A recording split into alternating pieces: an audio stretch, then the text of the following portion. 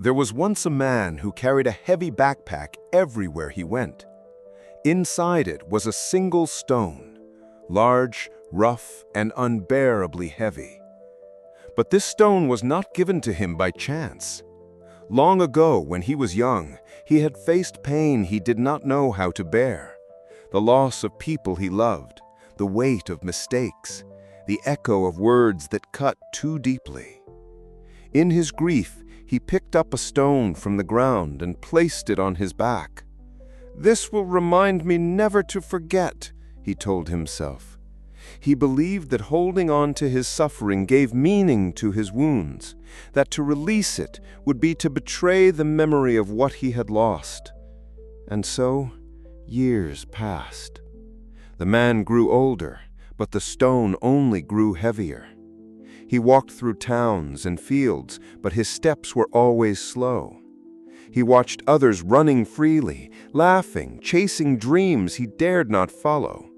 He was invited to celebrations, to journeys, to friendships, but always declined because the weight of his stone chained him to the ground. People often asked him, "Why do you carry that stone? It slows you down. It hurts your back." But the man would shake his head and reply, "This stone is part of me. It holds my past, my struggles, my memories. If I let it go, I will lose myself." And so he carried it.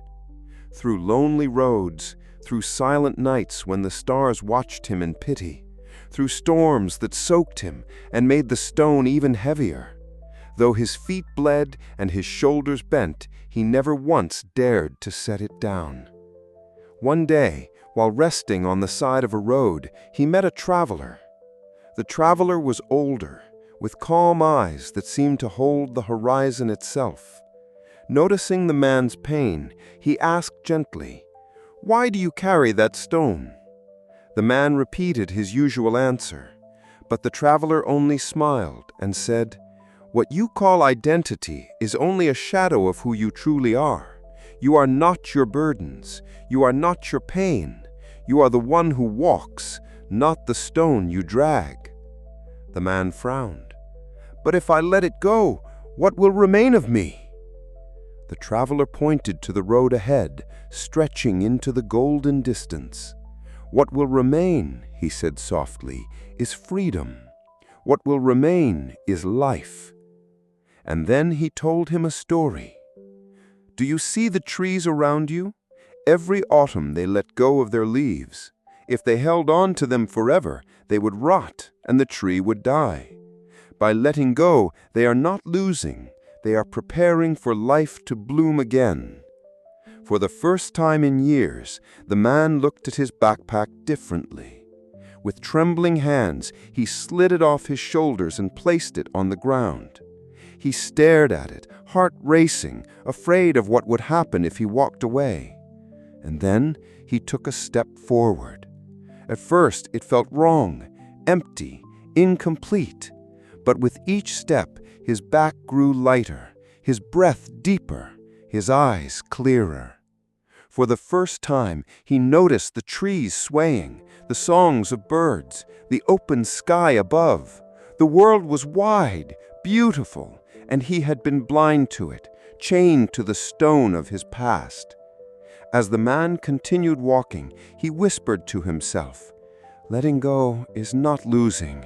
It is making space for life to enter." And with every step, he felt more alive than he had ever been. We all carry stones. Some of us carry regrets. Some of us carry the pain of words never spoken or love that was lost.